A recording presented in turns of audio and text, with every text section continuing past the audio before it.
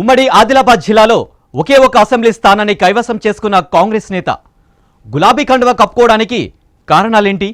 ఆ ప్రాంత అభివృద్ధి కోసం పార్టీ మారాడా లేక టీఆర్ఎస్ పార్టీ ఆపరేషన్ ఆకర్షకి ఆకర్షితుడయ్యాడా? ఆదివాసీ ఉద్యమ సమయంలో అతని మీద ఉన్న కేసులను ఎత్తివేస్తామని, గిరిజన వర్గం నుండి మంత్రి పదవి ఇస్తామన్న హామీతో గులాబీ కండువా కప్పుకున్నారా? రాజకీయ గుర్రపు ఫ్రేమ్ సాగర్ రావు కాంగ్రెస్ అధినేతలను షాక్ ఇవ్వడం వెనుక మతలబేంటి? సక్కు గులాబీ బాస్కి సరెండర్ అవ్వడానికి అసలు కారణాలేంటి? Let's watch this I news లోగుట్టు స్టోరీ.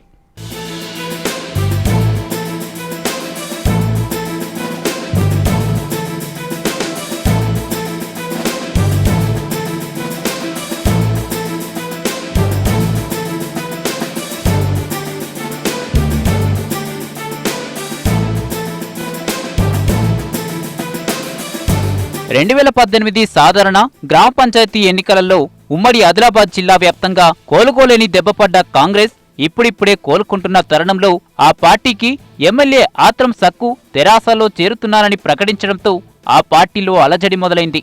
ఒకే ఒక్కడిగా జిల్లా నుంచి గెలిచి పార్టీకి పెద్ద దిక్కుగా మారిన ఆత్రం సక్కు తెరాసలో చేరుతున్నట్లు చేసిన ప్రకటన పార్టీ శ్రేణులకు ఏమాత్రం మింగుడుపాటం లేదు. శాసనసభ, పంచాయతీ ఎన్నికలలో తిరుగులేని మెజారిటీతో ఆధిపత్యం చాటుకున్న టీఆర్ఎస్ పార్టీ అదే ఊపుతో రానున్న ఎమ్మెల్సీ, లోక్సభ, స్థానిక సంస్థల ఎన్నికల్లోనూ విజయతీరాలకు చేరాలనే లక్ష్యంతో పావులు కదుపుతూ ప్రతిపక్ష పార్టీ నేతలను తమ పార్టీలోకి లాగుతున్నారంటున్నారు కాంగ్రెస్ నాయకులు. అయితే కొద్ది రోజుల తర్వాత జరగనున్న శాసనమండలి ఎన్నికల్లో ఎమ్మెల్యే సక్కు ఓటు కీలకం కావడంతో తెరాస వ్యూహాత్మకంగా పార్టీలో చర్చించుకున్నారని రాజకీయ విశ్లేషకులు అంటున్నారు. అంతేకాకుండా ప్రతిపక్ష పార్టీలో ఎమ్మెల్యేగా ఉంటే ఆ ప్రాంత అభివృద్ధి కూడా కుంటుపడుతుందని, ఆ ప్రాంత అభివృద్ధి కోసం సైతం అధికార పార్టీలో చేరతాడని ఆయన సన్నిహితులు అంటున్నారు.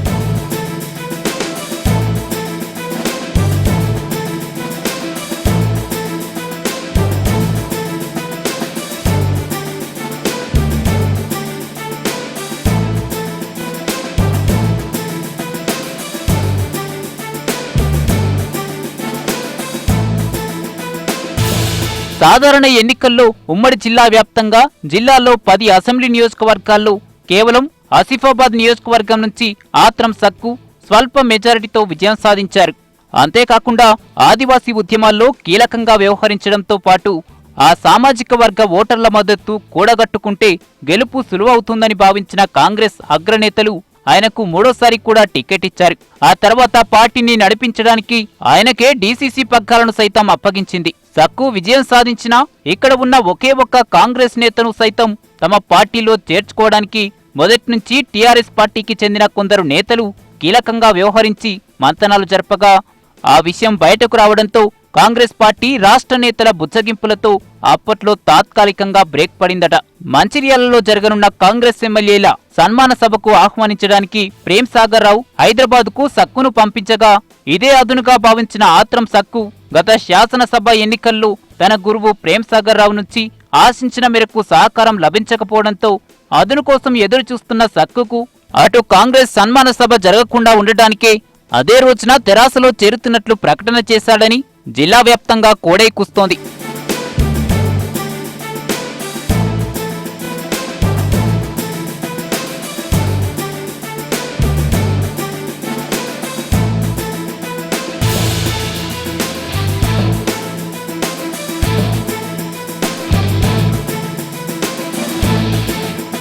ఆదివాసీ ఉద్యమంలో కీలకంగా వ్యవహరించిన ఆత్రం సక్కును తెరాసలో చేర్చుకోవడం వెనుక అది ఒక్కటే కాకుండా ఇంకొక కారణం సైతం ఉందని రాజకీయ విశ్లేషకులు అంటున్నారు. గతంలో అతని మీద ఉన్న కేసులతో పాటు తమ పార్టీలో చేరితే మంత్రి పదవి ఇస్తామని అధికార పార్టీ నేతలు బుచ్చగించడంతో గులాబీ కండువా కప్పుకున్నాడని అంటున్నారు. దీనికి తోడు శాసనమండలి ఓటర్లలో ఓటు కీలకం కావడంతో పాటు లోక్సభ ఎన్నికల్లో మరింత సులువుగా విజయం సాధించడానికి ఎరవేశాడంటున్నారు కాంగ్రెస్ పార్టీ నేతలు.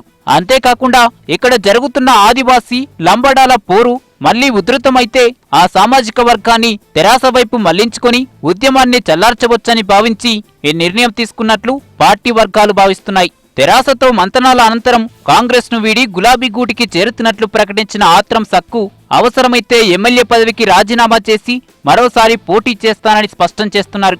ఒకవేళ రాజీనామా చేస్తే కాంగ్రెస్ నుంచి పోటీ చేసే ధీటైన నేతలు కూడా ఆసిఫాబాద్ నియోజకవర్గంలో లేరని, అందుకే కాంగ్రెస్ పార్టీకి ప్రతి సవాలు విసురుతున్నారంటున్నారు.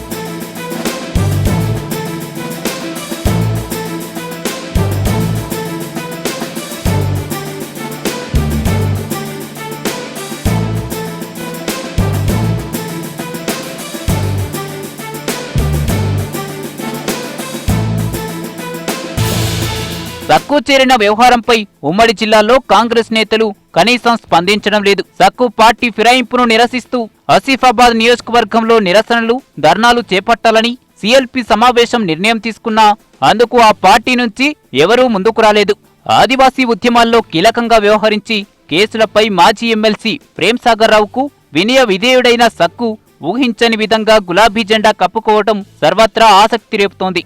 సక్కుకు వ్యతిరేకంగా అధిష్టానం పిలుపు మేరకు ప్రేమ్ సాగర్ రావు వర్గం నిరసన ప్రదర్శనలు చేపడుతుందా లేదా అనే అనుమానాలు వ్యక్తమవుతున్నాయి. మొన్నటి అసెంబ్లీ ఎన్నికల వరకు కాంగ్రెస్ లో ఆధిపత్యం చాటుకున్న ప్రేమ్ సాగర్ రావు ఆంతర్యం ప్రస్తుతం సస్పెన్స్ గా మారింది. ఆసిఫాబాద్ జిల్లాకు చెందిన పార్టీ సీనియర్ నేత విశ్వప్రసాద్ సైతం సక్కు చేరికపై స్పందించకపోవడం ద్వారా రానున్న రాజకీయ భవిష్యత్తును దృష్టిలో పెట్టుకొని ఆచితూచి అడుగులు వేస్తున్నట్లు తెలుస్తోంది.